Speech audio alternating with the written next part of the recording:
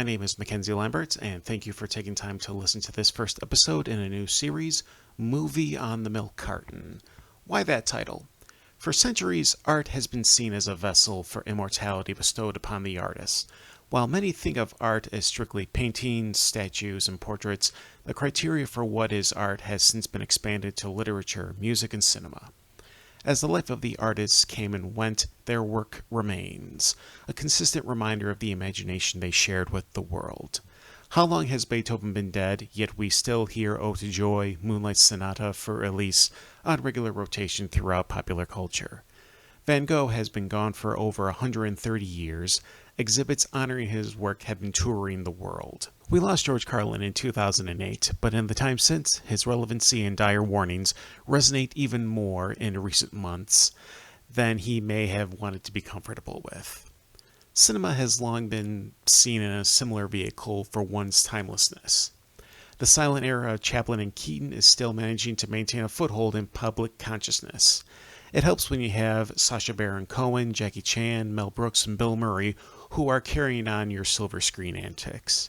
Names like Hitchcock, Kubrick, Spielberg, Scorsese, Craven, Romero, Carpenter, Argento, Fulci. Their works will never not be championed by the abundant populi of cinephiles and film geeks. With the advent of social media, one would think that films are set to be permanent residents in the minds of film fans. Yet, I don't believe that is the case for films lower on the proverbial food chain. If a film is fading from the eye and mind of film fans, do the director, the stars, have that immortality, or are they on borrowed time? Maybe if the actors and actresses appeared in other media, if the director was given more opportunities, but some films I fear may slip through the cracks and possibly lost to the film enthusiasts on social media. Let it not go unnoticed that films not talked about enough is a subjective notion. Films one corner of the tubosphere may speak regularly about may be unheard of in other corners, and the seemingly infinite cyberspace in between. And that offers no shortage of content for episodes, as people can offer suggestions for films they feel aren't talked about enough.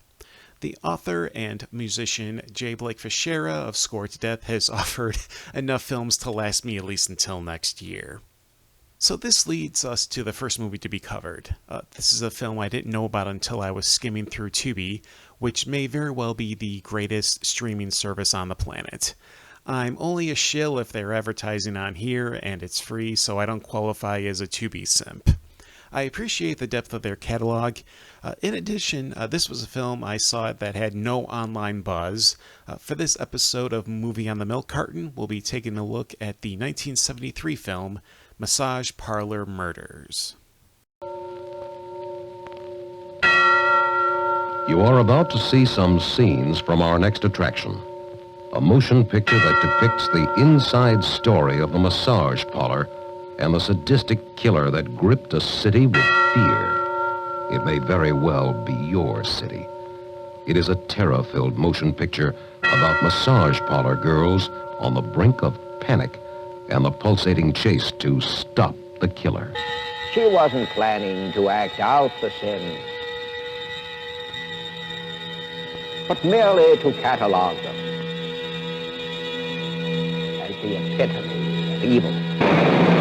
Not since the turn of the century, when Jack the Ripper terrorized London as a city possessed a mass murderer stalking its streets for new victims, until now. Hey, I thought Sunday was the day of rest. I've done my rest. He's sending these girls back. Massage Parlor Murders, a motion picture about a frantic chase through city streets as two tough city detectives desperately search the underworld of free love for a fiendish killer. All short, fat, bald. A city waits in the darkened depths of fear, waits as a killer stalks his prey, slowly, deliberately.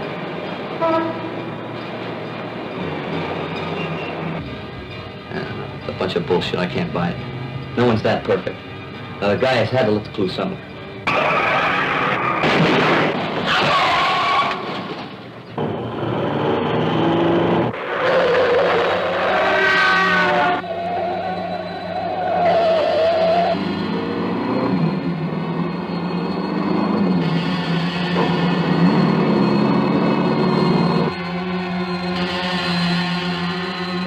behind-the-scenes story of massage parlors, their girls, and a killer that terrorizes them. See, a motion picture that will rip into your guts like no other film since Alfred Hitchcock's masterpiece, Psycho. Tiago?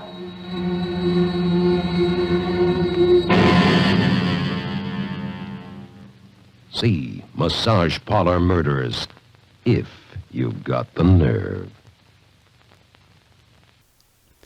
Massage Parlor Murders, aka Massage Parlor Hookers, opens with a fairly long sequence of a massage girl, Sunny, and her client, Irving. It's clunky, awkward dialogue exchanged, playing up the fact that this is Irving's first time engaging in such activity. Over the course of their session, Sunny keeps upselling Irving, promising to remove more clothing the more he pays up. First, she has him lying on his stomach. He soon protests since he's not able to appreciate her gradual disrobing, so he lies on his back. Eventually, Irving, revealing he's a married man, succumbs to his guilt, overcoming to the massage parlor, and a sense of infidelity for doing this behind his wife's back. Cut to the opening titles. At the time, I was wondering what the hell was the point of this opening. As the movie went on, neither Sunny nor Irving made another appearance. That is until near the very end of the movie. We meet up with Sunny again. I'll go into greater detail in the spoiler section. Time codes in the episode description will detail when the spoiler section begins and ends. We're then introduced to our quote-unquote hero, Detective Rosati. He's basking in the aftermath of his own session with massage girl Rosie. We see plenty of her nude body. What else would you expect from a movie called Massage Parlor Murders or Massage Parlor Hookers? Rosati leaves with his partner, Omara, who is waiting in the car, and they get back on the patrol. Shortly after Rosati's session, another client comes in and selects Rosie. In the room, we see the shaky hands of the killer before he bashes Rosie's face into a mirror. Here we have the first death of the film via strangulation by our mysterious killer. News of the death reaches Rosati and he goes to investigate with Omara. As Rosati starts to look into the murder, Omara goes to inform the next of kin, who is Rosie's roommate, Gwen. Gwen herself is also a massage parlor worker. Gwen informs Omara that Rosie was seeing some of her clients on the side. One in particular, Janovich, aka Mr. Creepy, had a fetish for committing physical abuse on Rosie. Rosati and Omara catch up with Janovich, shaking him down. At the same time, another massage girl is killed at a different parlor. This time she was murdered, then her body damaged with acid. This eliminates Janovich as the prime suspect. Over the course of the film, Omara and Gwen start falling in love. They are seen dating and montage, complete with ADR voiceover. Not gonna lie, that's a quick and effective means of character development while keeping the budget down. Soon, Rosati figures out there's a religious connection and tries to anticipate where the killer will strike next. He's basing his intuition on the names of the massage parlors, sharing names with the 7 deadly sins. Yes, folks, Seven wasn't the first film to utilize this trope.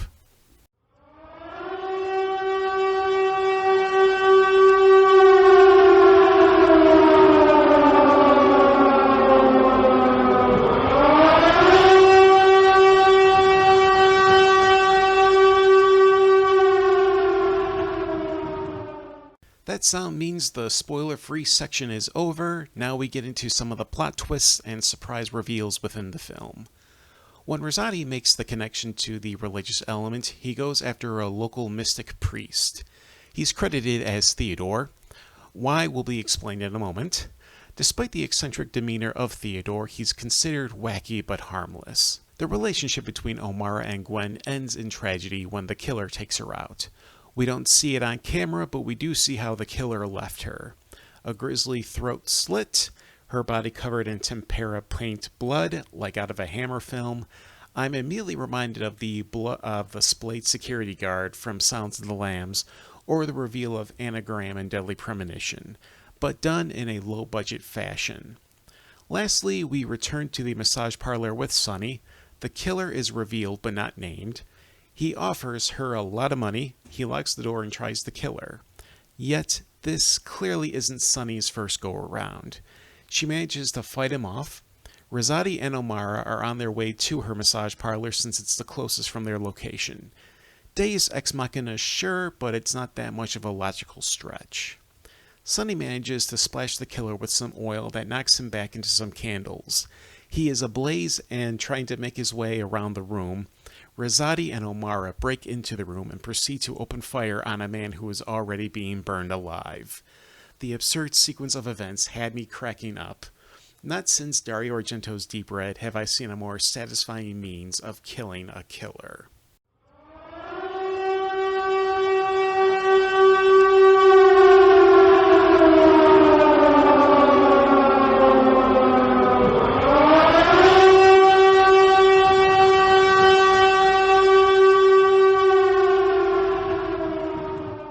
And that finishes the spoiler section of the review.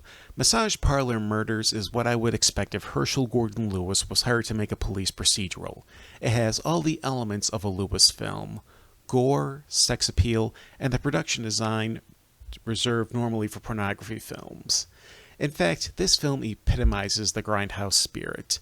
At any moment, the film could turn into a porno, and vice versa. This is a film 42nd Street audiences would eat up.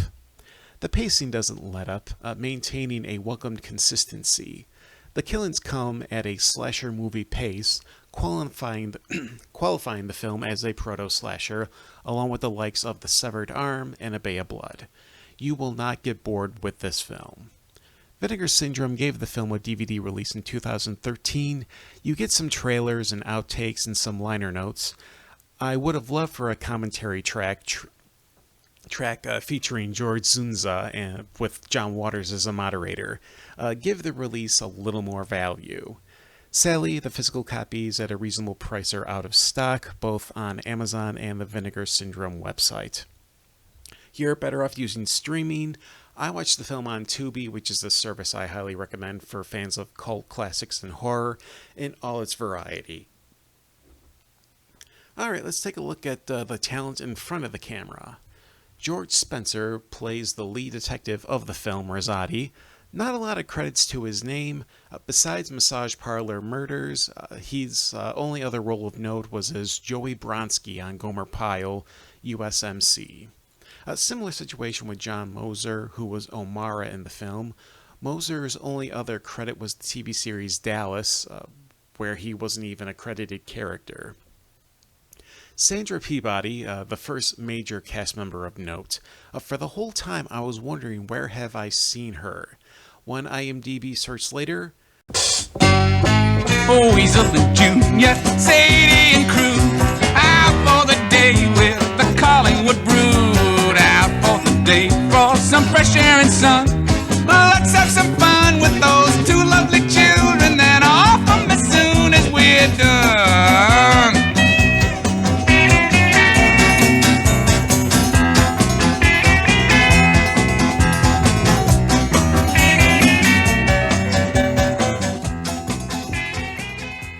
She was Mara in Last House on the Left, the focal character of one of the most notorious movies ever made.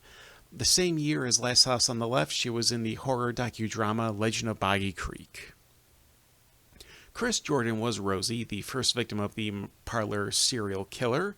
She was a regular in the skin flick genre from the early to mid-1970s. Same with Ariana Blue, the actress who played the second victim. Brother Theodore is the red herring mystic priest named Theodore. He provided voiceover for the Rankin Bass adaptations for The Hobbit and Return of the King. I know him as a narrator for movie trailers. He had the perfect campy voice for it. His works include the trailer for Eddie Romero's Mad Doctor of Blood Island. A barbaric experience in the most grotesque sense. You will see supernatural beings caught up in the rampage of gory brutality, and it will shock you and jolt you more than you would ever expect. Creatures living for synthetic green blood, they walk by night and take part in gruesome, unholy acts of savagery.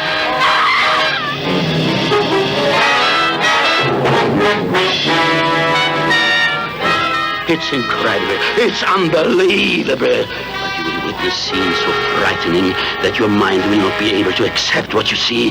But don't say we didn't warn you. The mad doctor of Blood Island is coming your way soon. And he's waiting for you. Why don't you pay him a visit? No appointments are necessary. But bring along your courage. You will need it.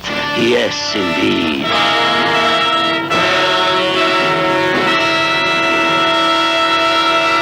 As well as the American trailer for the Lucio Fulci classic House by the Cemetery. In this house, what you don't know will hurt you.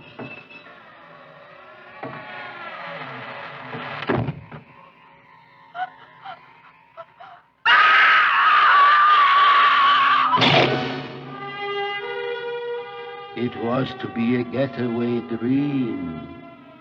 It's becoming a runaway nightmare. Do you see anything? Some old steps going down.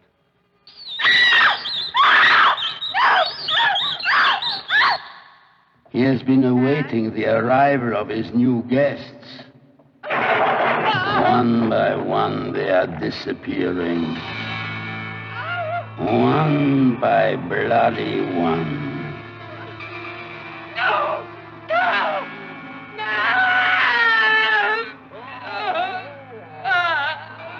When you move to this house, before you get locked in, read the fine print. Mommy, hurry! You may have just mortgaged your life. Due to the graphic nature of this film, no one under 18 will be admitted. House by the cemetery. Beverly Bonner has a blink and you'll miss it appearance as one of the Parlor girls where the second girl gets killed. She was a regular for director Frank Henenlotter. She was in all 3 Basket Case movies, Brain Damage, Frankenhooker, and Bad Biology. She was in all of those. Massage Parlor Murders marked her film debut. Rounding out the supporting cast are Ellen Powles, Mercedes Ragusa, and Bill Buck. There were a few notables behind the camera. 2 men shared directorial duties. Chester Fox doubled as the director as well as on camera as Irving, the husky Woody Allen-esque client for Sonny. Other than an obscure short film, this is Fox's only credit. The other director was Alex Stevens. Stevens was an actor/stuntman whose credits include Richard Donner's Superman, Superfly, God Told Me To, Scanners, 3 Men and a Baby, Batteries Not Included, King of New York, and Goodfellas. He had 2 reoccurring TV roles, one as the werewolf on the horror soap opera Dark Shadows, the other as the baker on Sesame Street. Now I'll give you a couple of seconds to go ahead and recover from that whiplash before we move on. Let's see. Lastly, there is George Zunza, who had double duties as well, playing Mr. Creepy and serving as assistant director. It wouldn't surprise me if he was the one capturing the montage footage that was strewn throughout the film. He has a prolific TV career, appearing on The Waltons, Starsky and Hutch, Streets of San Francisco, the Salem's Lot miniseries, Law and Order. He was the voice for both Scarface and the ventriloquist on Batman the Animated Series. He was also the voice of Perry White for Superman the Animated Series. And that'll wrap up this profiling of the Massage Parlor Murders. It was a fun, sleazy romp that epitomizes the spirit of the 42nd Street, New York City cinemas. I can't recommend a physical copy just because the prices are so ridiculous, but there's a couple of options for streaming if that is if that is the best option, unfortunately. This film gets a solid recommendation from me. This episode will be going up on Monday, September 19th. The next one will be Monday, October 17th. That one will be a suggestion courtesy of Twitter user Josh. Okay, I apologize if I'm going to mispronounce this, but Joseph Ed or Joseph. I'm not really sure, but again, I do apologize. He suggested Peter Bogdanovich's Noises Off from 1992. The casting is already impressive with Michael Caine, Carol Burnett, Christopher Reeve, and John Ritter. This should be a good one. If a month between episodes seems too long, don't worry. In 2 weeks, I'll be uploading an episode of the Movie Overload Show, co-hosted by John Cleveland. That show will feature our segments, 3 Tenors, What a Year, and a new one, Character Actor Corner. That episode will drop on Monday, October 3rd. I'm also juggling content on YouTube since I'm bringing back my horror host series, Petrifying Bijou, for 4 episodes. One for each September, October, November, and December. Keep an eye on my channel for that. You can reach it via the Linktree in the episode description. The first episode of the new season will be Alfred Hitchcock's The Lodger, and that will drop on Friday, September 23rd. I will also be re-uploading my Making the Movies episodes on here via Transistor in between them, so that's 3 straight weeks of content, new and classic, and because both Spotify and Podomatic are just becoming such an annoying dink. You can tell me how poorly my early episodes have aged before I found my rhythm. That will be uploaded on Monday, September 26th. Until next time, this is Mackenzie Lambert for Movies on the Milk Carton, signing off. Have a good week, folks.